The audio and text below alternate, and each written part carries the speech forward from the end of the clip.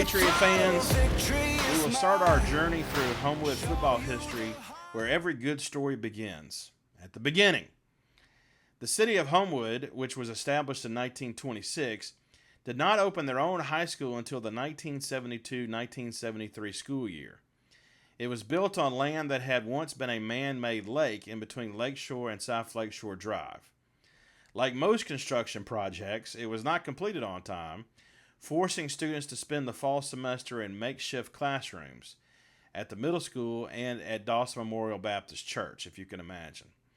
Thus, Homewood High's first students did not shuffle into their new school until January of 1973. Those first classes were students that had been at Shades Valley High School mixed with incoming freshmen from Homewood Middle School. It was these first Homewood students that voted for the school's mascot to be a Patriot, chose the colors of red, white, and blue, and decided to outfit the band in pretty much the same uniforms they wear today. It was also Homewood's first dance line that chose to name themselves the Star Spangled Girls.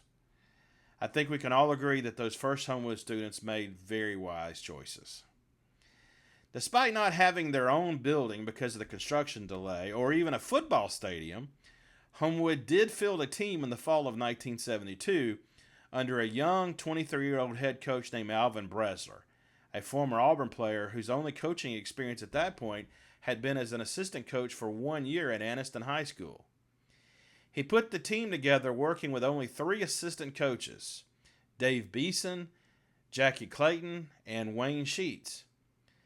Most of those first players had begun their careers at Shades Valley, a team that was stuck in a brutal 1950s model way of doing things. The young Bresler, however, insisted that his program be run like a modern college one, treating his players to such things as readily available water at practices, pre-game steak dinners, and chartered Greyhound bus rides to games. The Patriots' first football game was a 2010 loss to rival Shades Valley, a team that many of the players had played on just a year before.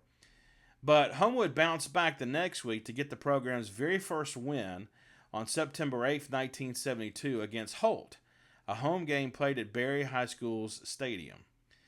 Despite getting down early 7-0 due to a 95-yard kick return by Holt, the Patriots responded by utilizing a veer option offense that marched for a 68-yard touchdown drive led by sophomore quarterback Murray Legg, who capped the drive with a TD pass that tied the game. Murray scored the game's next touchdown on a QB sneak, tying it up.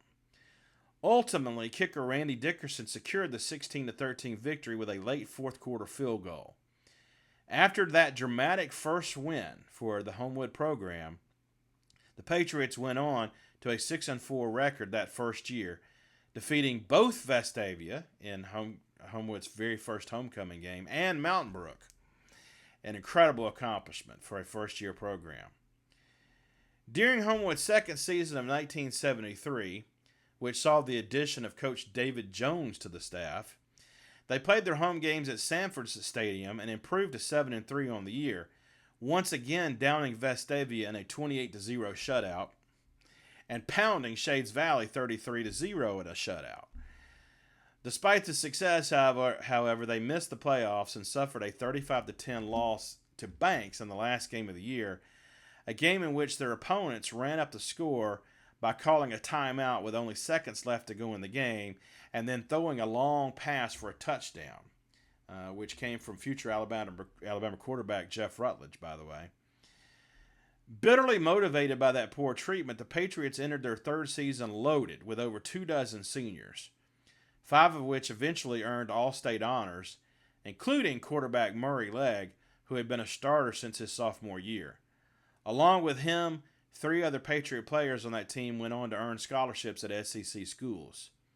Loaded with such talent and experience, and playing in their own stadium for the first time, a facility named after Homewood's mayor Bob Waldrop, the Patriots racked up a 13-1 record, with their only loss coming in the third game of the season against Hueytown, a loss they avenged in the playoffs. Sweeter still was a revenge shutout victory over Banks in the playoffs, and another shutout against Bresler's former team Anniston, also in the playoffs. and a last-second thrilling win in the state championship game against Dothan. Thus, Homewood's football program got a very quick start right out of the gate, winning a state championship in only the school's third year in existence. That's incredible. This was due largely to the innovative Coach Bresler and a ton of talented and motivated players. Leading the way in their success was Murray Legg, who became Homewood's first All-State quarterback, earning a scholarship to play at Alabama under legendary Coach Bear Bryant.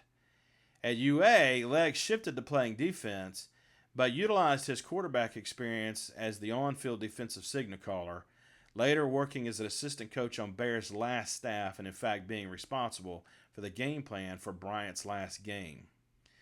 But sports fans recognize Murray Legg most for his important participation in the famous and immortalized goal line stand in the Sugar Bowl that led to Alabama's 1978 national championship. As both a lifelong Homewood and Alabama fan, I'm extremely honored and excited that Murray agreed to be interviewed for this series. So, without further ado, let's bring in our first Homewood Patriot legend, Murray Legg. Hello, Murray Legg, Homewood and Alabama football legend. It's an incredible moment in my life to be able to talk to you. Thank you very much, Glenn. It's an honor myself. Well, I don't want to waste your time or our viewers' time, so I'm going to just jump right into the questions. Were you born in Homewood? I was born at South Highlands Hospital, but I lived in Homewood. There were some apartments where the Red Mountain Expressway now sits by the Oshays Valley High School, and my father was coaching at Shades Valley. And so that's where I went back to when I was born. Yes. So it was Homewood. Yeah. So you lived in Homewood right from the beginning of your life. Absolutely. What elementary school did you go to? I went to Edgewood Elementary. I was a Hall Kent man myself. Those were the days, let me tell you. Yeah. So then from Edgewood, you went into the middle school, right? I did Homewood Junior High. And that was back in the days when it was behind Doss Memorial. It was, yep. So when did you start playing football? Well, organized football I started playing in probably first and second grade. Back then they had YMCA ball. And then I started playing tackle football in third grade. So you essentially that's your entire life, basically. You were playing football. I was, but I also the played son of a coach. You obviously, inherited that, right? And my father played at Birmingham Southern. He played basketball and baseball at Birmingham Southern. Oh, so sad about Birmingham Southern. It was awful. It was awful. Mm-hmm. So he played at Birmingham Southern. You started playing, second grade, third grade. Right. Did you play middle school? Yes, I did. That was YMCA through the sixth grade. And then when we went into the middle school, that was actually Homewood Junior High.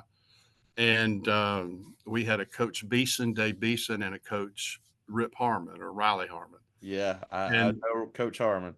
Oh yeah, Coach Beeson was the coach there before Coach Harmon came.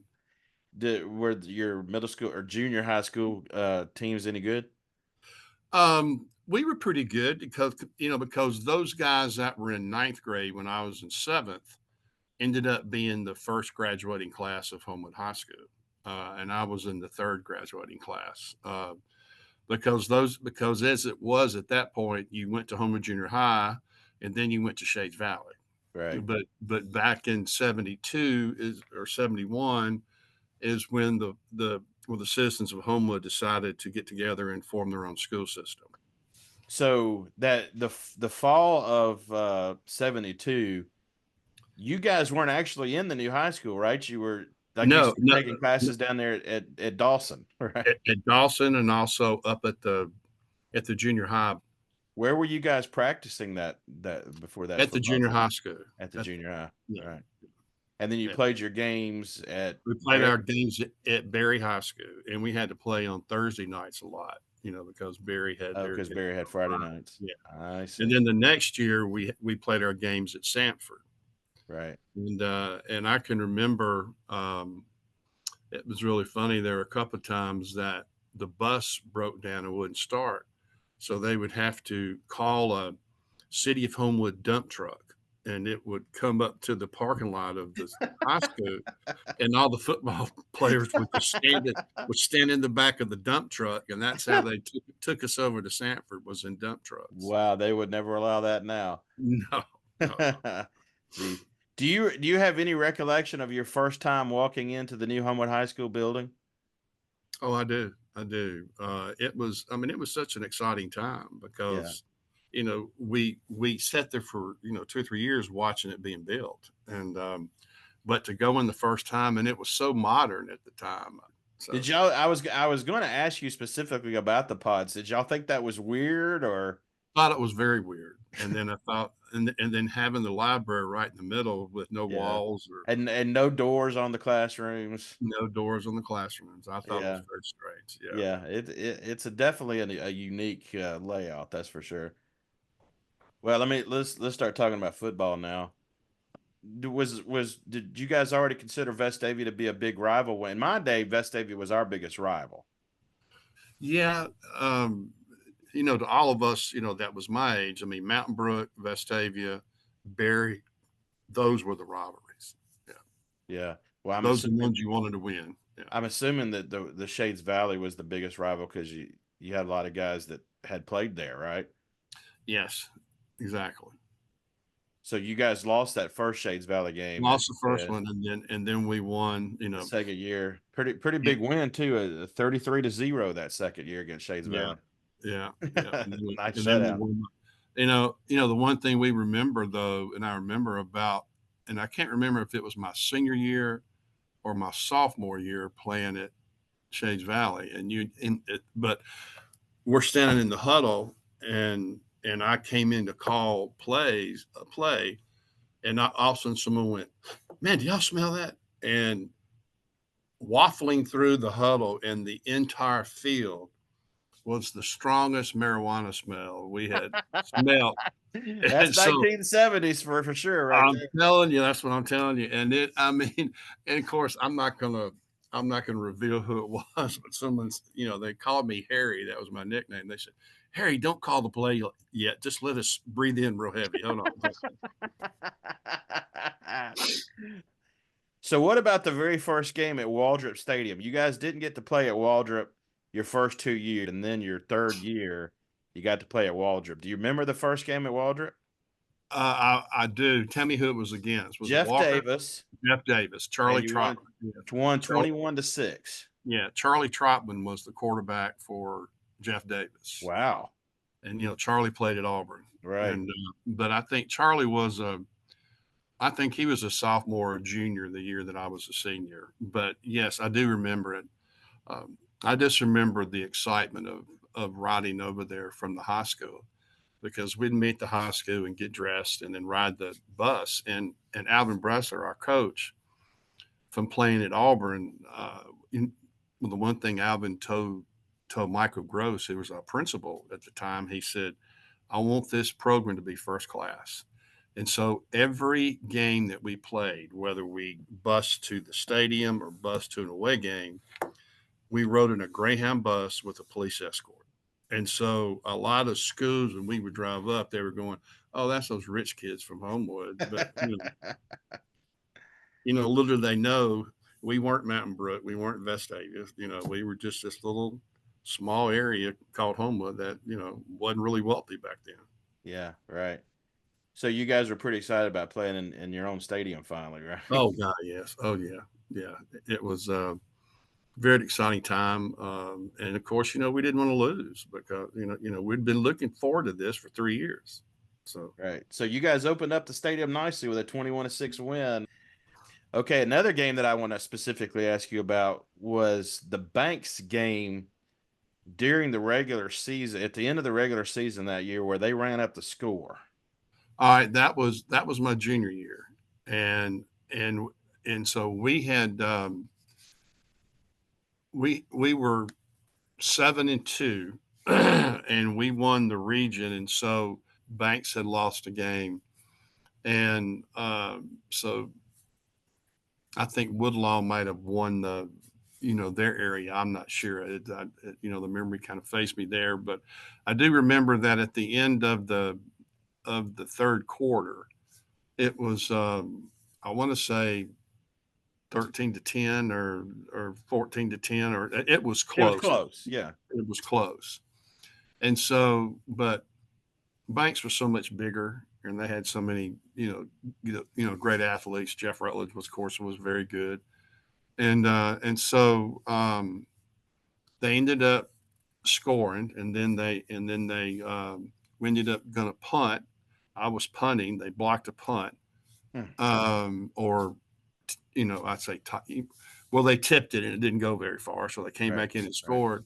And so Shorty White, for whatever reason, Shorty, who was a great coach, who ended up coaching with in Alabama and was playing in Alabama while he was there as a running back coach. Shorty kind of didn't like the fact that Alvin Bressler, in his second year, was doing so successful, and of course, if you know Alvin, Alvin doesn't lack for confidence. You know that, so I mean that's a good way. But to when put you're a it. 23-year-old that gets hired, as a head coach, that might go to your head a little bit. Well, that and also people don't realize the athlete that Alvin was in high school, and he was a receiver at Shade Valley. People don't realize how fast he was.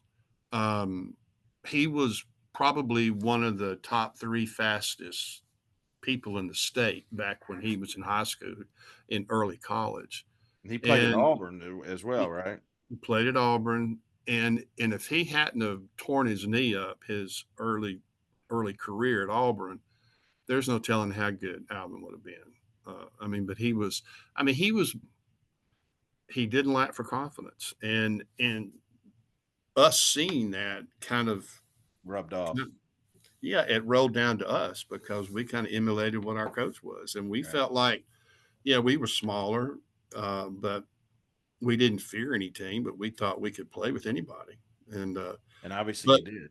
well, we did until Banks decided, well, we're going to show you.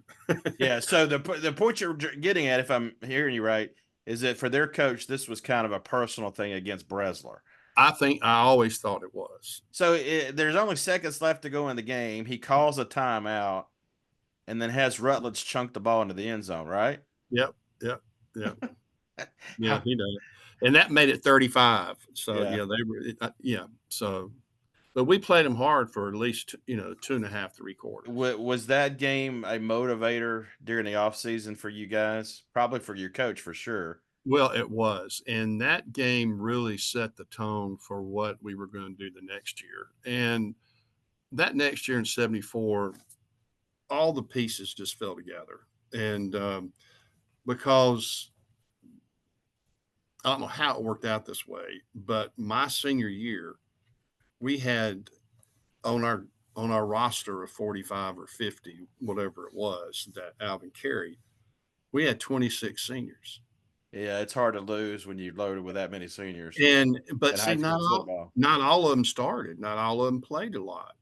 But the one thing I would give Alvin credit for, and I think it's what made a lot of people want to come out for football, is he promised every single person who comes and makes that team, you will get in the game and you will play.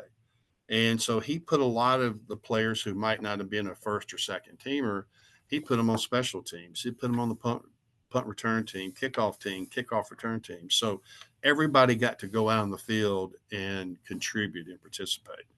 And I thought that was a wonderful thing Alvin did. And also, Alvin had a really good staff around him. Of course, Coach Beeson coached offensive line. Wayne Sheets was a defensive coordinator, did really well. Dave Jones, who I know he was a very young coach at the time, but he was coaching the secondary back there. And Jackie Clayton was the offensive guy. He was the offensive guru. He was the coordinator. Of course, Alvin coached receivers and also helped with defensive backs. But losing to Banks propelled us that next season. And something that Alvin did that in all of our minds when we get together and talk about it was the thing that put us on our way to the championship. Was that summer, Alvin told us that we were going to go away for a week as a team. So we get on the old yellow school bus and we drive, up to Talladega area, and we stay in these houses or huts that didn't have air conditioning. They had the screen windows, and we practiced two and sometimes three times a day. Right. At night we got to kind of all hang out together and listen to music. I remember one time it was lights out, and I was in somebody's room, and Leonard Skinner Freebird was on somebody's stereo they had brought, and they were right at that guitar part of Freebird. And Alvin goes, "Come on, lights out." We said, "Oh, coach, come on, this is the best part. We got to hear it." And so he kind of leans in and goes, "Oh yeah, that's one of my favorites too. Keep it going." And so, I mean, that was Alvin. I mean, Right. Alvin, he understood when to push and he understood when to kind of step back. Right. So you built some good team camaraderie before that Uh, season. Absolutely. And we weren't very big. We weren't real fast. We had a couple players who were okay speed wise, but we were scrappy. I mean, our line didn't average but about 180, and so that's why we started running the veer. I was about to say you run a veer option that helps to mitigate that a little bit. Well, we did, and they got that from North Carolina State. It wasn't the Houston veer, and what we did is they had our line practice this for an hour every single day, where they would come up and the hands would be on the thighs as they're bending over, and then I would call a certain sound and they would put their hands on the ground, and then they would go. And so you have to be set 1 full second before you can fire off. Well, we had to go up and tell the officials before every game, look, this is what we do. And you're going to think we're not set, but we're going to be set for a full second. I mean, these kids did this religiously for hours at every practice. And so it would kind of look like they're up there, kind of bent over, the hands on their thighs, boom, their hands are down, boom, they're gone. And so a lot of times we could get 2, 3, 4 yards or carry because our blockers couldn't stay on those big guys much longer. So they just basically kind of shielded. We shield block more than we did power Right. block Yeah. Right. whatsoever. So Pretty innovative for it 1974. Yeah. was, and we did a lot of sprint outs, a lot of rollouts. We had three good receivers. Mark Robbins was a split end who played at Auburn. He was a junior.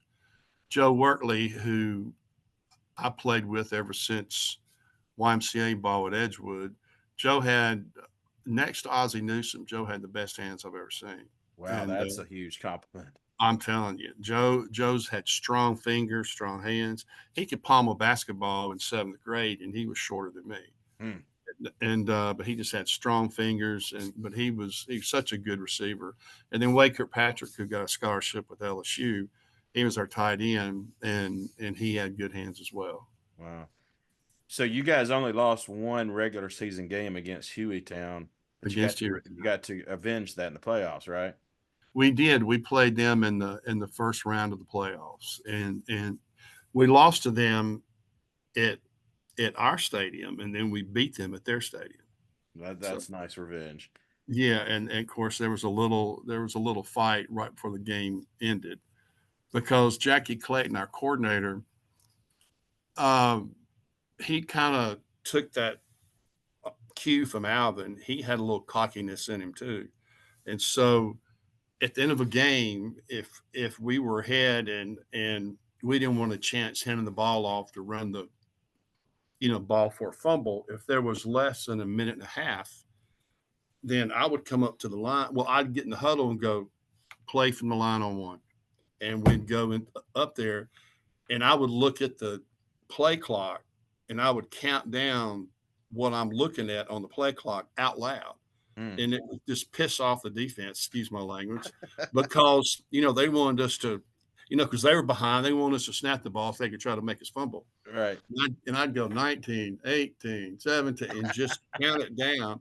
And we were playing Hueytown, and I think it was Mark Trice who ended up playing at Wyoming.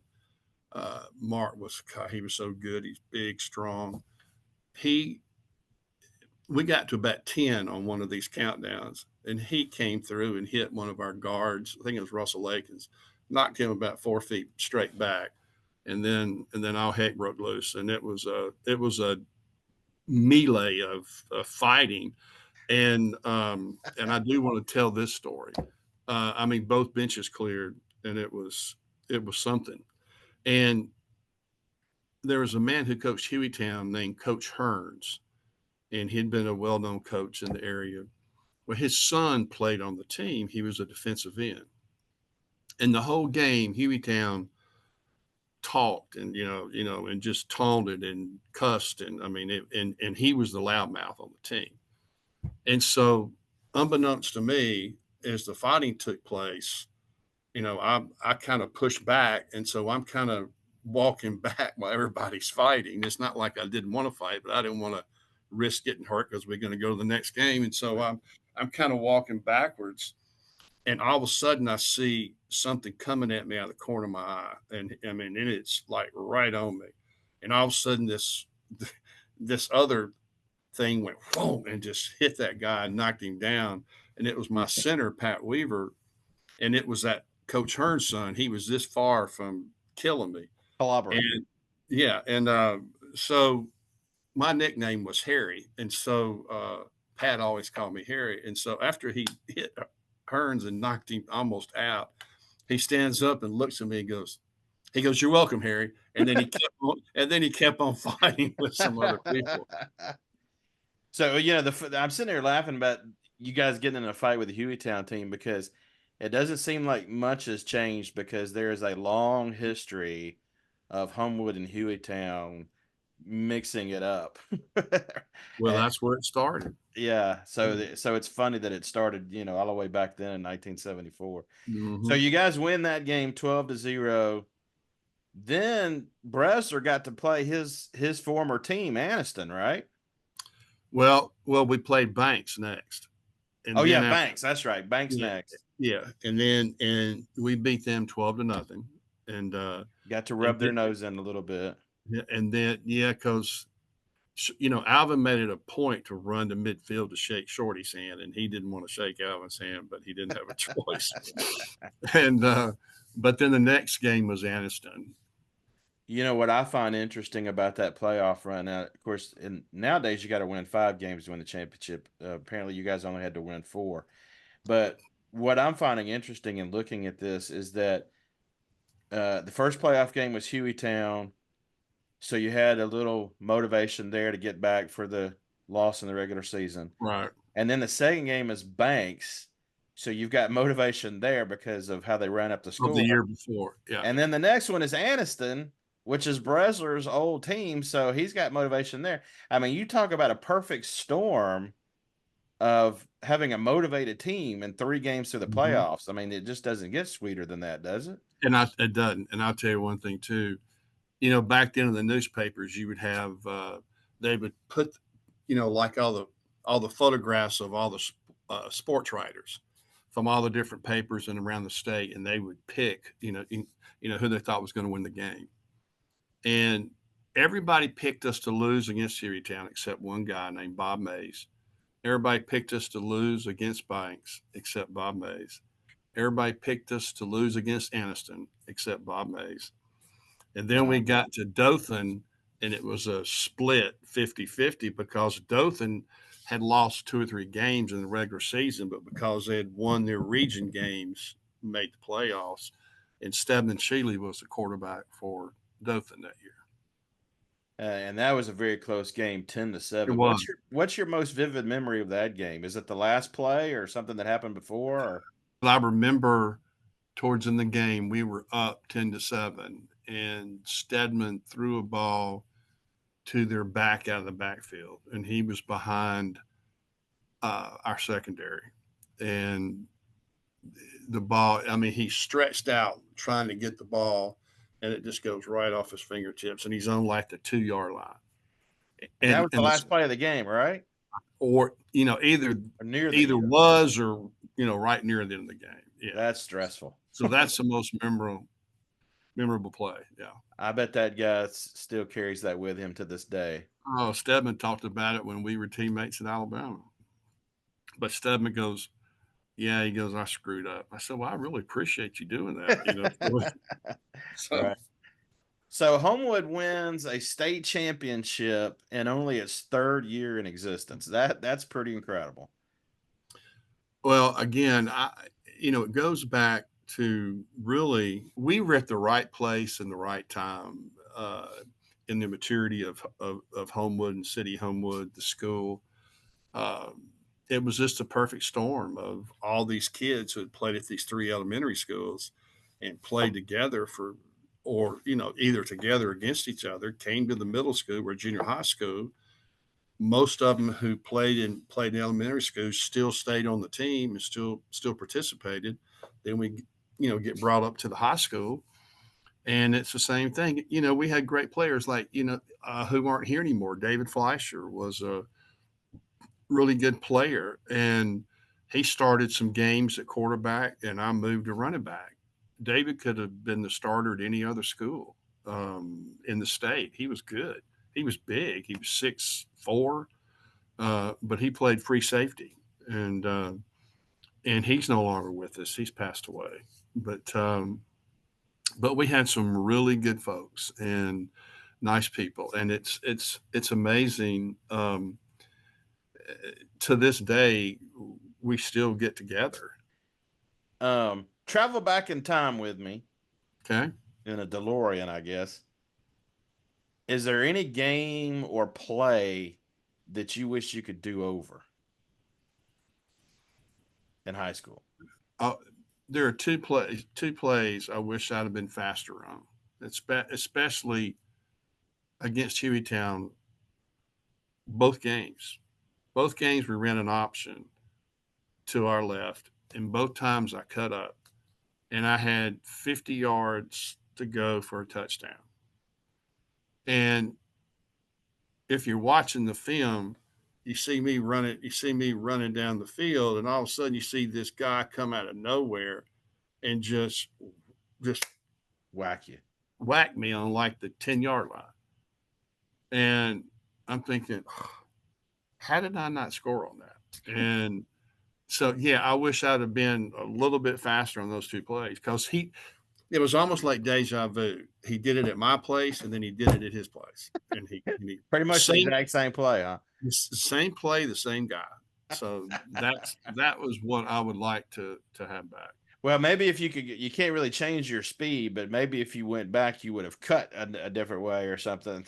I tell you what, I did find out that he was a 2 year in a row state champion 100-yard dash guy. Oh well, yeah. There's not much you So, can do about that, but, right? but no, he was. Because I thought, I'm not. I was probably the second fastest guy on our team, and I'm thinking, God, am I that slow that this guy comes all the way across the field to tackle me? Yeah, right.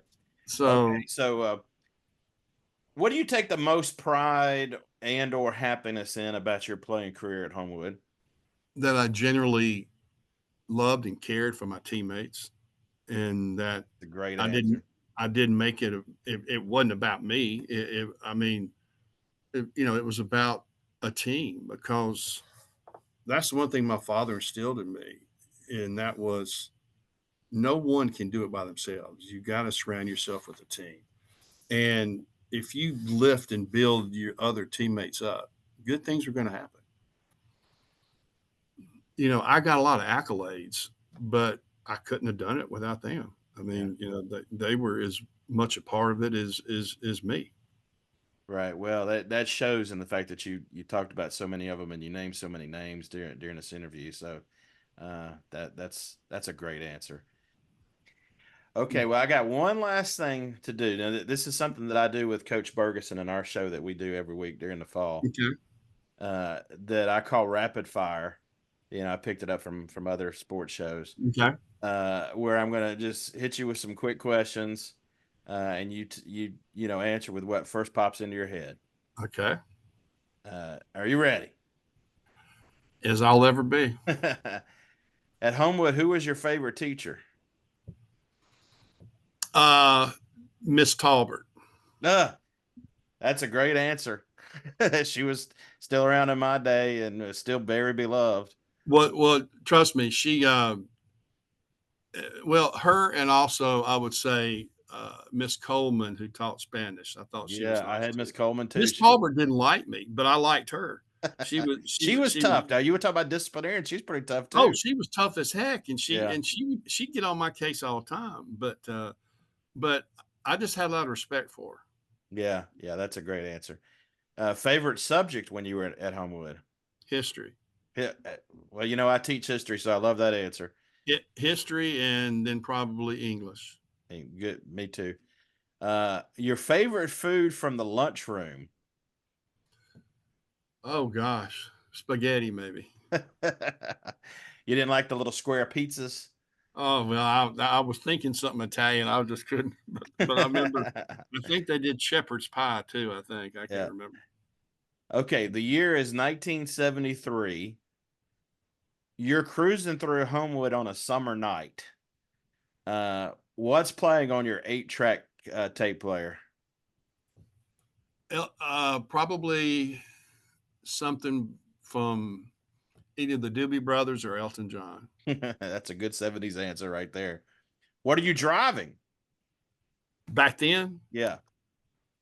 whatever car that my dad would let me borrow at the time, which was like a Buick, and my grandfather had an old 1957 two-tone with sky blue and wood station wagon, Ford station wagon, 1957, and he let me drive that from time to time, and I'd get all my buddies and we'd go riding around that station wagon. I had the same thing. I had a station wagon too, and we used to pile into that thing, so I can Oh relate. yeah. Where would you be cruising to? Either the Dairy Queen over there on which is now the Paw Paw Patch, Yeah. but that used to be the Dairy Queen. Yep. Either there or the Wingos were just coming to Homewood at that point. Tommy Wingo and his brother Taylor, and they had a friend whose basement was really tricked out pretty nice, and they had this, and his parents never came down there and checked on them, and they had a black light and all the black light posters, and it had its own Kiss on the bathroom, wall. had its own had lava lamps and fishnet hanging down, so we would cruise over there sometimes. Well, it was called the Pad. Everybody went to the Pad. Pad. The Yeah. pad. Okay, one last question, and then we're Yes, out of here. Sum up your time at Homewood in 1 or 2 words. incredible growth. That's a great answer. That's a great answer. Yeah. So, Murray, I can't. I mean personally. Yeah. Right. Yeah. I hear you. It sounds like it prepared you well for Alabama. I can't tell you how much I appreciate you doing this. Well, thank you. Listen, I mean, to even be considered, I appreciate it very much. So. Well, I imagine that you do a lot of interviews where you talk about the goal line stand and so forth. So I hope this was a little different for you to be able to talk about Homewood so much. Well, it's nice. It is. I mean, there are a lot of special players in those first 3 years that have special places in the history of Homewood. And really, for our 74 team, I'll just sum it up this way. Yeah, you might have had 3-4 players that had a little more ability who went on and played, but would have never won if it hadn't been for those 26 seniors and that team concept. And it all started that August at Camp Mac, and that's where the team came together. So great. That's great. All right. Well, thank you so much. Homewood legend Murray Legg. I really enjoyed our conversation. I did too. I appreciate it very much. All right. Thank you.